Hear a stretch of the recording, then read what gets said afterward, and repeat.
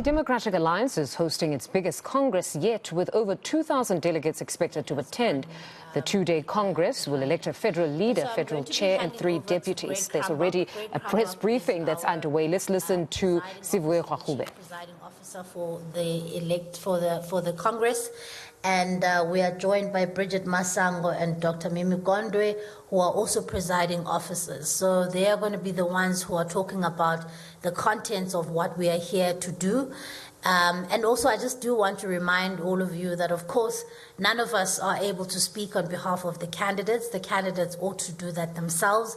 We are discussing the actual Congress and how it's all put together and some of the questions that you might have. Over to you, Greg.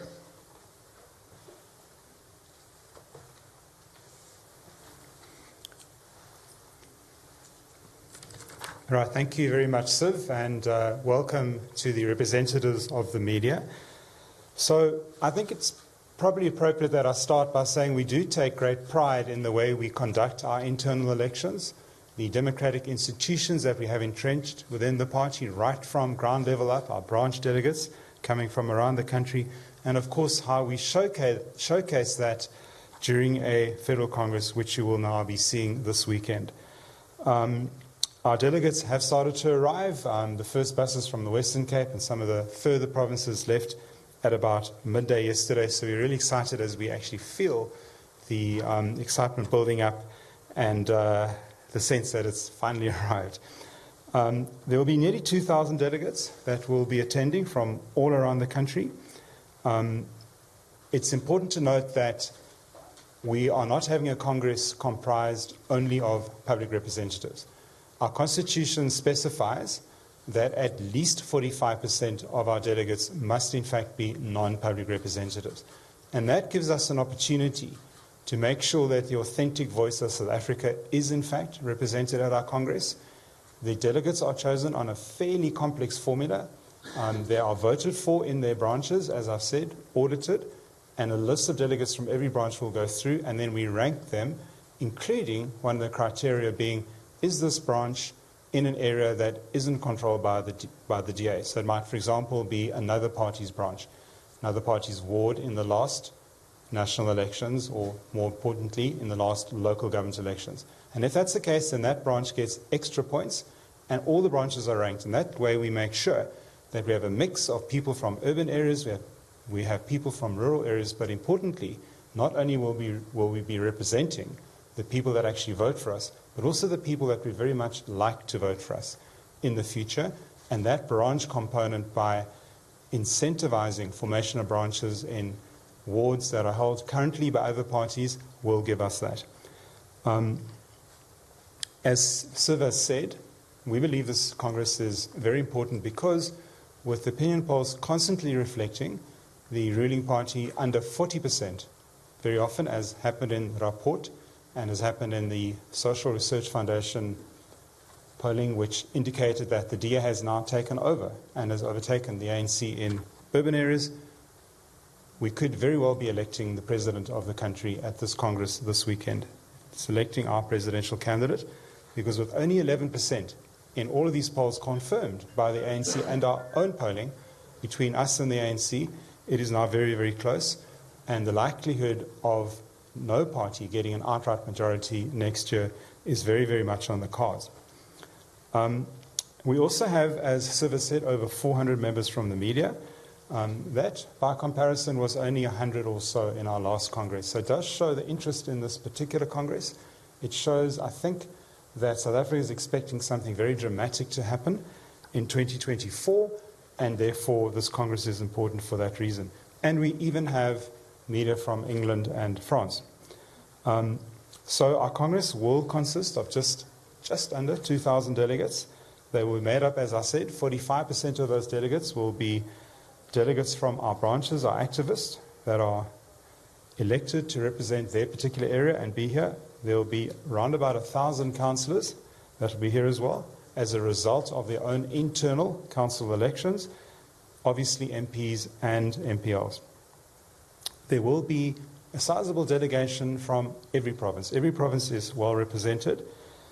And we will be looking to deliberate and vote on resolutions that add a bit of content to our policy conference resolutions that we took a couple of years ago. And that will include resolutions on building the economy, creating jobs, urban and rural safety, and indeed the restoration of Parliament in South Africa. So we'll also, over the next couple of days, we'll be voting on 43 different resolutions. We'll be seeking to drive the DA's policy agenda and give practical expression to our values of freedom, fairness, diversity, and opportunity.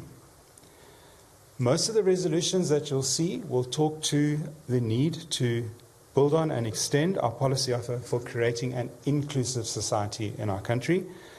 It'll give, I think, a very clear steer as to where the areas of exclusion are and how we will focus on them and address them. Our Congress is being broadcasted live.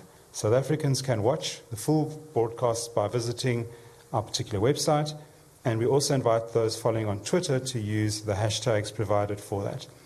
So we are ready to welcome all our delegates. They will start registering early tomorrow morning, and we are looking forward to hosting a Congress that will change the future of our country.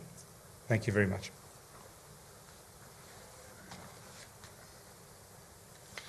Thank you very much, Greg. Now, colleagues, we are going to be taking questions from the floor. What I'll do is I'll take a group of 3 or 4 questions, depending on how detailed they are, and I'll allocate them to the panel members. So if you can please just introduce yourself and your media house, and we'll take it from there. Any questions?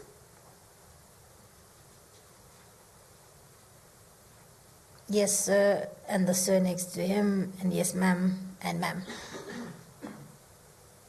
My name is Norman Masumbi from City Press.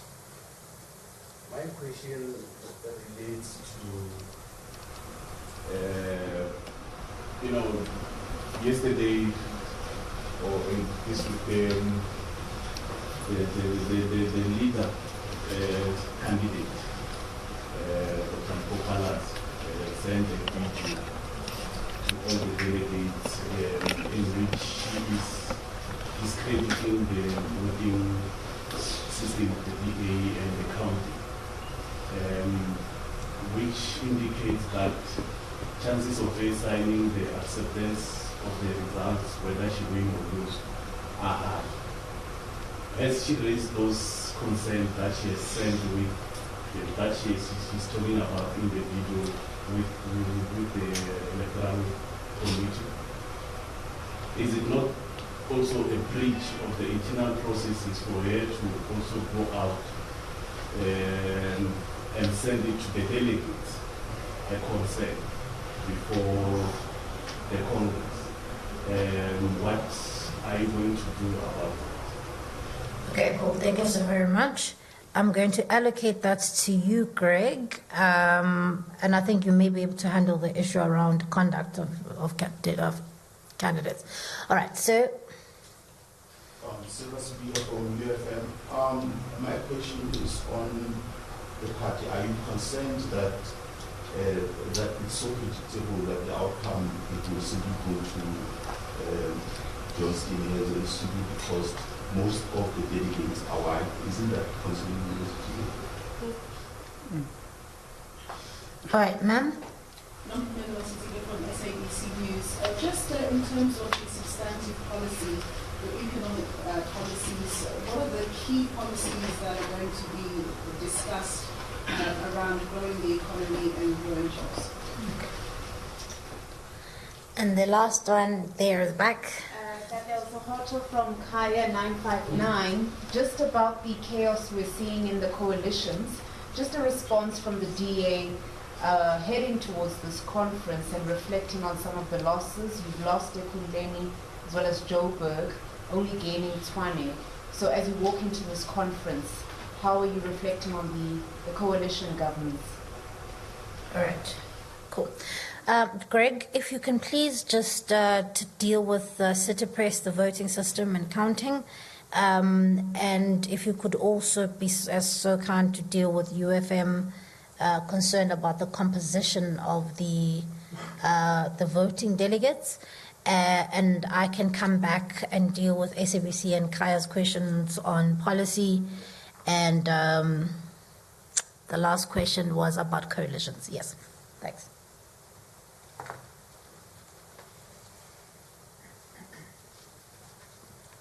Thank you for those questions. To address the first question about the integrity of the voting system. So what we are going to be using on Sunday to conduct our leadership elections is a system called OpenVote. It is an electronic voting system which confers a number of advantages. First of all, it's very fast. The possibility of human error on a manual system when you have to capture 21,050 entries, because that's the number of entries we will have when you take into account all the elections we have, manually trying to capture and count all of that, human error will creep in after tiredness, after many hours. This will be done literally in seconds. So we use OpenVote, and we have been using OpenVote for the last 3 or 4 years. We've used it in previous federal congresses. We've used it as recently as in the Eastern Cape at a provincial congress. It's been used in other congresses. And indeed, it's been used in various caucuses around the country to conduct elections, including the city of Johannesburg. So we believe it's a proven system within the DA. It's been used for a number of years, as I said. In all those years, we have never once had a query or dispute about the integrity of the system and the secrecy of the ballot. Before we even began to use OpenVote in 2020, we were in contact with the CEO of that particular company, and we received sufficiently solid reassurances that none of the issues that might plague other systems actually could be found in OpenVote. And that's why the Democratic Alliance moved on to OpenVote. The queries that have been raised speak to the integrity of the system and the secrecy of the ballot. We don't believe those are issues at all, because what OpenVote does is, just like if you went into an election and a by-election in Johannesburg, for example, or next year in 2024, you will produce your ID book. Our delegates produce the ID book as well. In a manual election or using a manual ballot, you will look up on the voter's roll, and your name will be found in the IEC, or cross out your name to make sure, other than inking your thumb, that you can only vote once. And that's the same as OpenVote. Issue a code, now we know that voter has got their code, and so that's our mechanism to make sure that that code isn't used again. When you cast your ballot in a national election next year, you have a ballot paper. You might be in a voting district where there are 2,000 such voters, and maybe there are 2,000 ballots filled in. There also should then be 2,000 voters struck off the voters' roll, indicating to the IEC those people have voted. And one would expect the number of strike-throughs and the number of ballots to be the same. But nobody knows in an IEC-run election in this country what strike-through relates to which ballot in the ballot box. And it's exactly the same with OpenVote. One file is kept of which codes to vote have been issued, so we don't have a situation where anyone could vote twice. A completely separate firewalled file is kept of the actual ballots, and the two cannot be merged. So we do think the vote is completely secret. I could add that many other political parties around the world also use OpenVote, as do various organizations. And so we would not use a system that could be hacked or could be less than secret, because that would compromise the very integrity of our voting systems. So I understand there has been some discussion within the Democratic Alliance, and as you said, by the candidates themselves, or a candidate has raised a few concerns. Presiding officers are here to make sure that the election is run in a fair, impartial, and completely impeccable way, guaranteeing the secret of the vote, and we will do that. We will have candidate agents from every candidate who is contesting a position at this Congress at the count. They will be allowed to observe the registration process. They will be involved from start to finish to make sure that everything is above board. We have already had a demonstration in this very building on Wednesday to demonstrate the actual operation of OpenVote, how it is secret in terms of how each delegate may have cast their vote, and the audit trail and the reports that guarantee that. So that has been completed. If there should be any lingering doubts about the system that might have arisen from the video that you referred to, sir, then the presiding officers have the option to address that directly to Congress. And on the pre-scripted Congress program, we already have a Congress program laid out. There is a slot for myself, Bridget, and Mimi to address the delegates and take them through the process again. So I believe there's going to be a very, very wide acceptance of a system that we've used, after all, in the previous Congress and in many other provincial and caucus elections that's never, ever had a problem with before, and no one's ever raised a problem with that before. What any candidate might or might not, we rephrase it, what any candidate might or might not say is not my lane. My job is to ensure a free and fair election. I can't comment, as Siv said earlier, on anything the candidates might be saying. That is for them to conduct their campaigns. We must just make sure that the system works. Then UFM, I don't think most of the delegates are white. To be quite honest with you, I haven't done a racial head count looking through the full list of delegates, because that's not what we do in the Democratic Alliance. We judge people on the content of their character, not on the color of their skin. But you will see the delegates there yourselves on Saturday and Sunday, and I think you're going to find it's going to be the most diverse Congress in our history. Everybody of all shapes, sizes, color, religion, whatever, will be there. And I don't think that any of our delegates vote for candidates based on the color of the candidates and their own color. I think people in the Democratic Alliance judge people on merit, and they make their choice on merit. So to suggest that the Congress is predetermined by a form of racial head counting and ethnic identification, I think that's out of place in the Democratic Alliance. We don't do that. And I don't think our supporters even do that. So we have an interesting situation in my own province, in KwaZulu-Natal. We have a municipality called Umgeni, which is 71% isiZulu speaking. And the voters of Umgeni elected a mayor called Chris Pappas, who happens to be white. A couple of weeks ago, we had a by-election in Mzanduzi. Some of you will know it better as Peter Maritzburg, a 90% white ward. And we had a candidate elected there by the name of Reggie Kanyile, who got 97% of the vote. So in both those cases, the voters, who are representative of our voter base, looked for the best candidate and voted regardless of the color of that candidate's skin, whether it was Reggie Kanyile as a ward candidate or Chris Pappas as the mayor of Umgeni. And that's what I think you're going to see over the next 2 days. There isn't going to be any voting on the basis, I believe, of people's skin color. That's just not what we do in the Democratic Alliance. Thanks.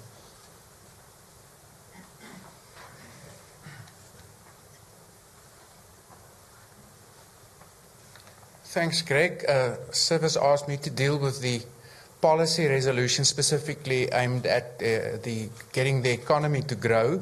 So a fairly large number of draft resolutions aimed at taking economic decisions will be debated and voted on by Congress. The first being a reconfirmation of the economic justice policy the party adopted at its policy conference a year or two ago, with a big emphasis on the United Nations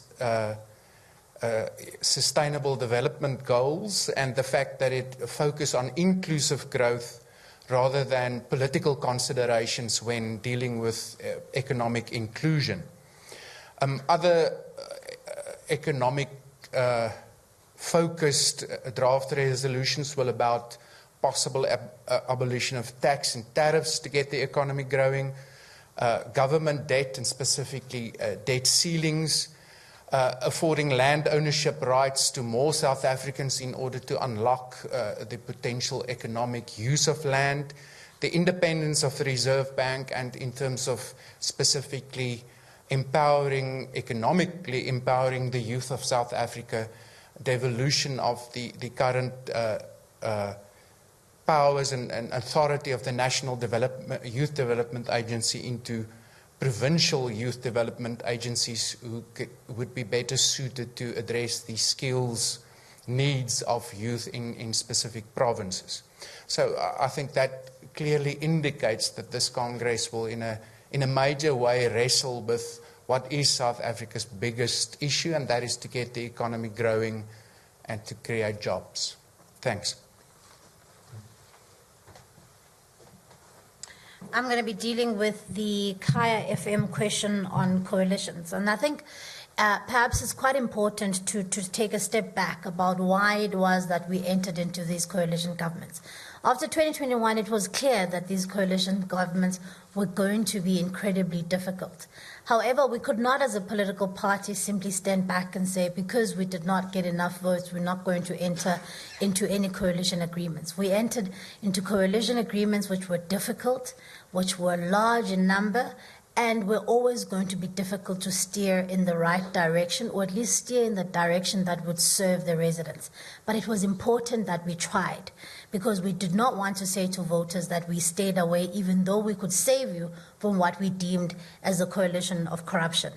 And the loss in Ekurhuleni and the city of Johannesburg in particular, I think is very clear that it has been the consolidation of the coalition of corruption, the rise of checkbook politics, the rise of backroom deals, which is not in the spirit of saying, let's come up with a coalition agreement that is public, that members of the public can hold us against, and that is focused at making sure that we serve the citizens. And so, of course, it's deeply unfortunate that we have been voted out as of yesterday in Ekurhuleni, and of course the loss of the city of Johannesburg.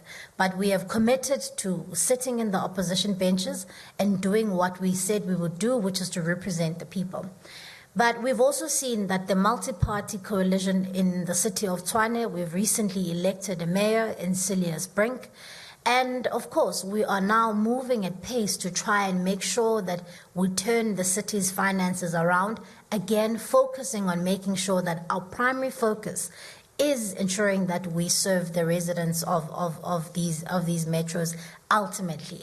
And so this is exactly why, colleagues, it's important, and this is why, as the chief whip in my other role, I have introduced a raft of bills in Parliament to seek to stabilize coalition governments, because the way in which coalition governments are done now are essentially gentlemen's agreements, and they are, some political parties find them more binding than others. And in my view, and in the view of the DA, there needs to be a legislative framework that's going to guide the way in which we do coalition governments going into the future. The guiding, in particular, making sure that the coalition agreements are binding and that they are open and transparent, making sure that we've got an arbiter that's going to be making sure that the running and the management of coalition agreements is apolitical, the possibility of introducing electoral thresholds where you're not going to have a scenario where you have a one-seat party that has the mayoralty in the biggest metro on the African continent, and also ensuring that we have coalition agreements that the public can hold us against too. So this is why we've introduced these bills in Parliament. It's important because this is not just about fixing what has gone wrong in local government. This is about being future focused. And as Parliament, it's important that we think about what would happen if we were to find ourselves in a national government coalition in 2024. It cannot be that Parliament gets to 2024 and only then starts to scramble about how we're going to handle that. There's a possibility, based on the research that we are seeing, that there could be a national government coalition in 2024 and even at a provincial level, particularly if you look at a province like Gauteng, where the ANC has only basically one seat that's standing between it and being in the opposition benches. And so, yes, lessons have been learned. Yes, there have been places where we have done a lot of introspection about how better we could have handled these coalition agreements. And yes, we're taking these lessons going forward to inform the legislation process that we are undertaking, and also to inform how we handle coalitions going forward. So I'm going to take another round of questions. I think perhaps it might be the last round, and then we will move through to the venue for those who are interested in taking a turn. Colleagues, last rounds. Yes, ma'am. There. You want a second bite? Anybody else who's had, you also want a second bite? Okay, anyone else who's had a first bite? Yes, sir. And I'll come back to the second biters.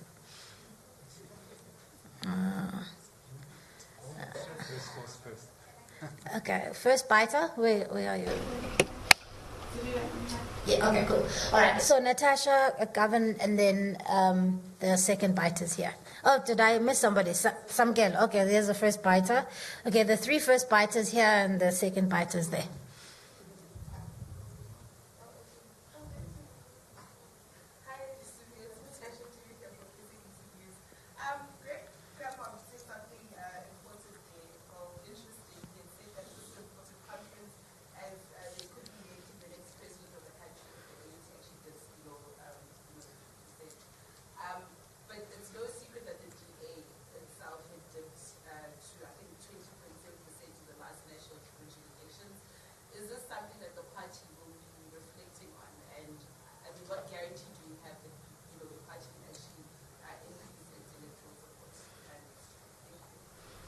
Okay. Have you abandoned your first bite, sir? No. Hi, my name is Joe Nichols from Eastern Africa. Excuse me. Has the conduct of any of the candidates been flagged by the Federal Council? Have there been any issues with how the people have run their campaigns? Will Ms. Ngwenya, the head of policy, be chairing the discussions on policy here at this conference? Will she be attending, since she resigned 2 weeks ago? If not, who will be the custodian of the DA's policy going into the conference? Will the Democratic Alliance discuss the evolving of the powers of the national government or entertain any discussions on the independence of the Western Cape? And then do you have any confirmations of international organizations or workers' groups or local NGOs who are your confirmed guests at this conference? Thank you. All right. A big first bite. Yes, sir. Thank you. On economic matters, what are some of the key policy proposals on the economic transformation of the country, particularly looking at the skilled ownership patterns of the South African economy? On issues pertaining to broad-based black economic empowerment, are those some of the issues that are resurfacing once again today, particularly when we're looking at issues of business? Then lastly, on land, what are some of the key policy proposals on land that you have coming towards the Congress, and who will be chairing the issues of those economic discussions? And on the last question pertaining to your electoral fortunes, the Freedom Fund Plus was pouring into the DA's voter base. What is your research saying when it comes to you regaining lost ground that the Federal Chairperson Helen Zille spoke about in recent times since the re-election of the last Congress? Thank you. Thank you. And the two biters here, and then I'll hand over to a couple of people. I wanted to ask about the vetting of the candidates and their teams.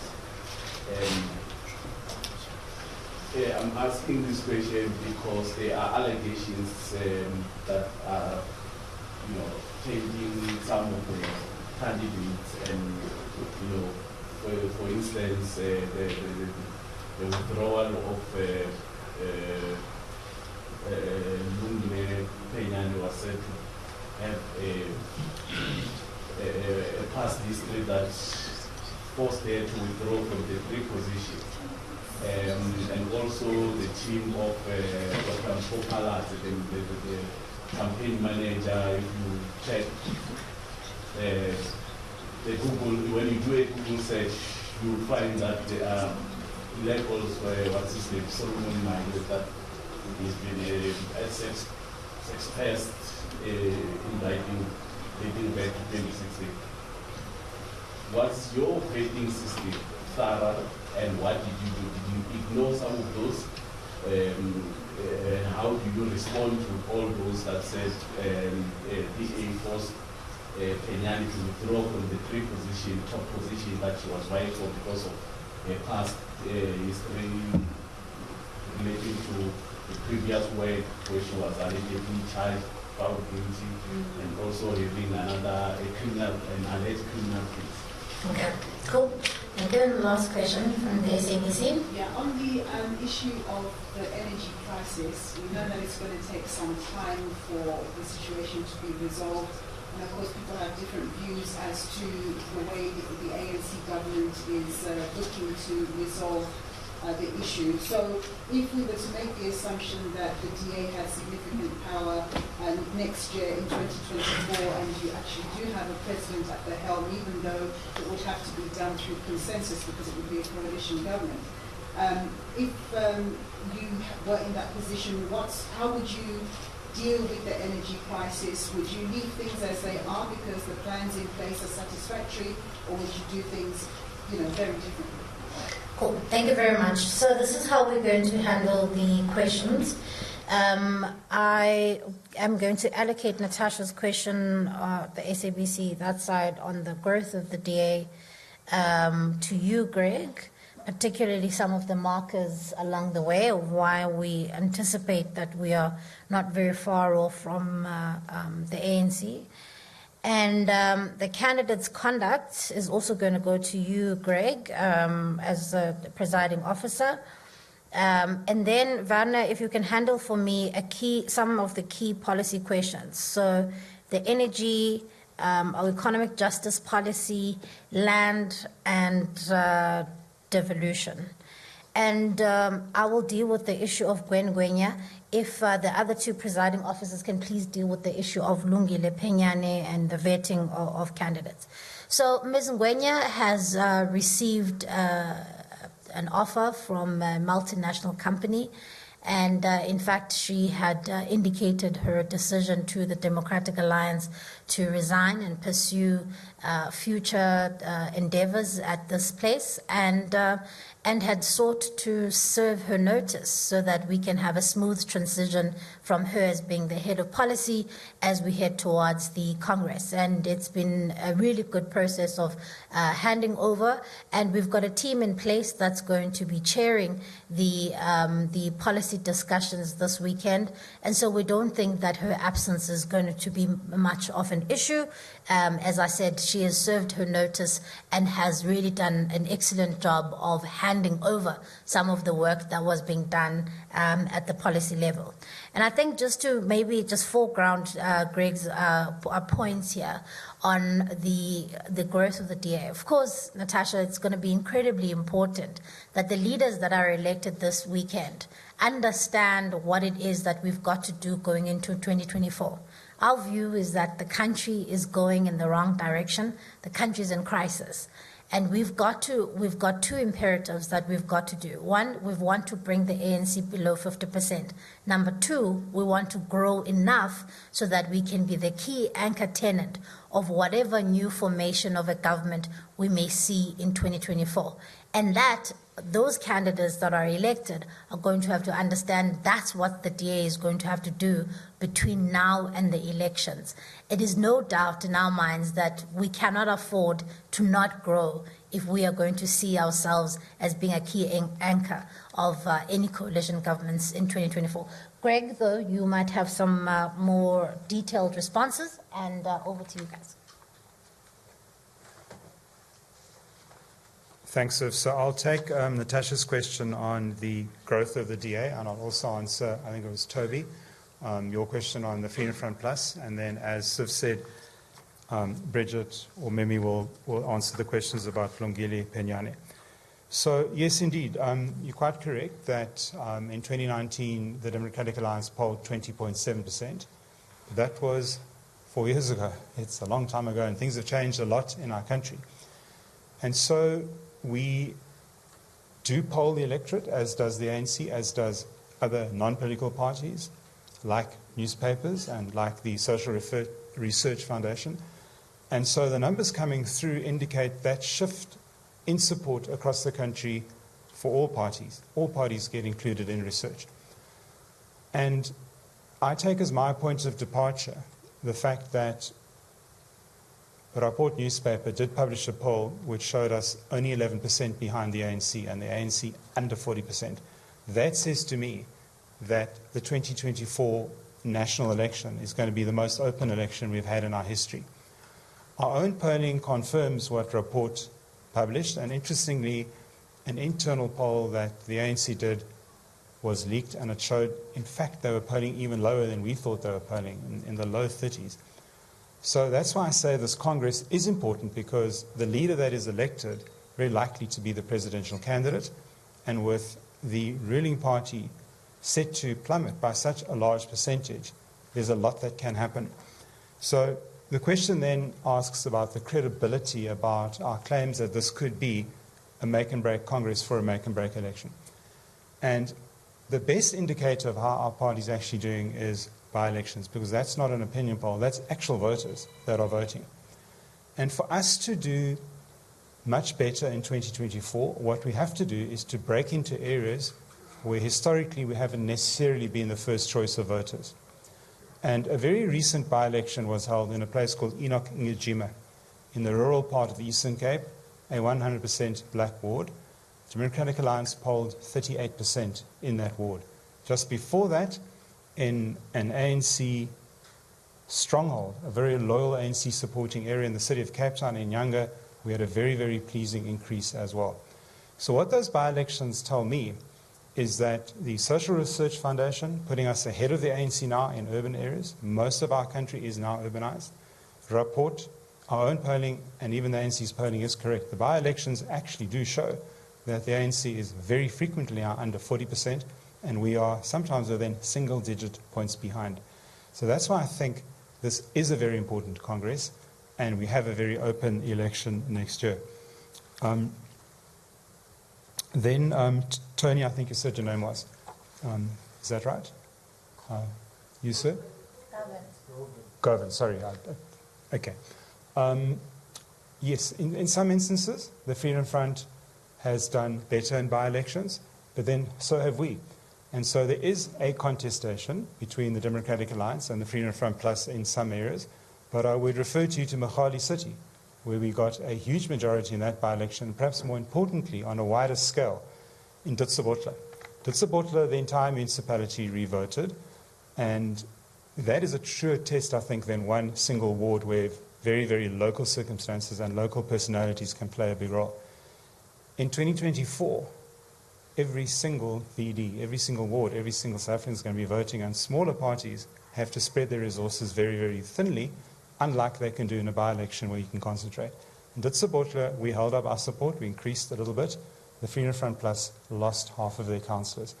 So there are, for every example we can quote of a local situation that might have thrown up an unexpected result, there's another example where it shows our ground recovering, and perhaps one of the more recent by-elections in Dutsibotla, where every single ward voted to reconstitute that municipality, is the best example. We actually have halved the Freedom Front support in Dutsibotla, and I think much of that damage in 2019 has now been repaired, and we're confident going forward into 2024 that our main opponent is in fact going to be the ANC, and with single-digit figures separating us, it's all to play for. Okay. Sorry, I asked about whether any of the candidates conducted. Yes, candidates conducted. Do you want me to handle that one? Yes, please. So, yes, you did. So, you asked, have they been flagged by Federal Council? No. Federal Council is not the arbiter of this particular aspect of our democratic internal processes. In every Congress, you will have candidates that query social media posts, mostly that's what we get, and ask whether, in fact, that is within our campaigning rules. We have had a few complaints like that.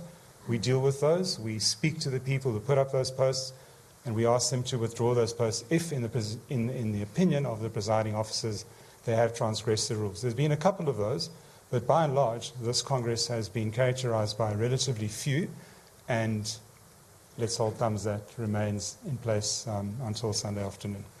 Okay. Thank you. Can we get Lungile Penyane vetting of staffers or support people?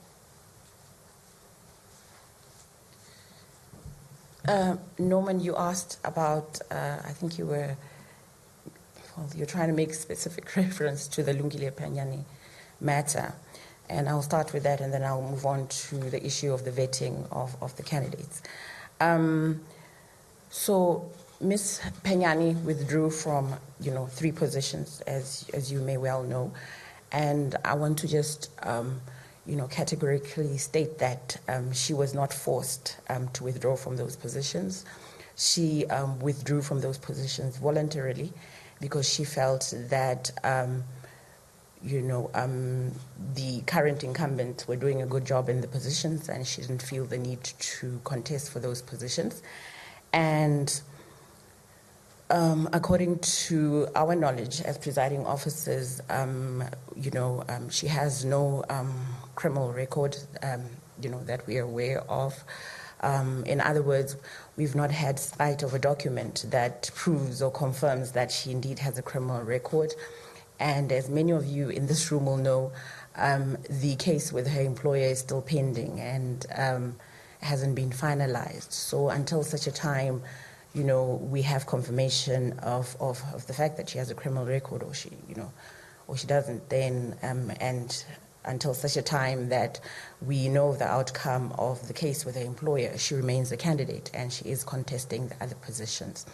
With regards to the vetting of candidates, the only vetting that we do is the information that the candidates provide in the disclosure form when they actually do, give an indication of the fact that they want to contest a position. So there are a number of questions that we ask the candidates there. Thank you very much.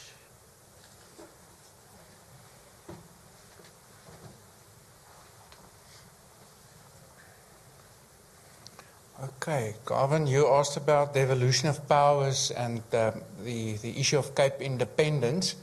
There is no draft resolution before this Congress about either the devolution of powers or the DA positioning itself in respect of Cape independence.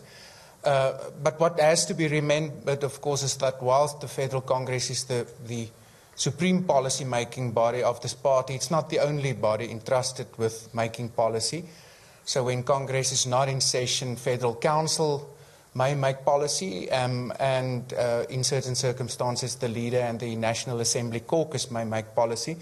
So I think our stance on devolution of powers and specifically the thrust for Cape independence is well known and will be untouched by this Congress. In respect of some Keller's question about the economic transformation, skewed ownership, land patterns of land ownership, and the energy issues. On economic transformation, as I said, the only way in which the adopted economic justice policy of the party is addressed is a proposal that the aspect of the embracing the UN Sustainable Development Goals where we are in government should be impressed upon all of our governments. And those Sustainable Development Goals, as I said earlier, is of course more about inclusivity and addressing objective disadvantage rather than using other markers which may be more political in nature.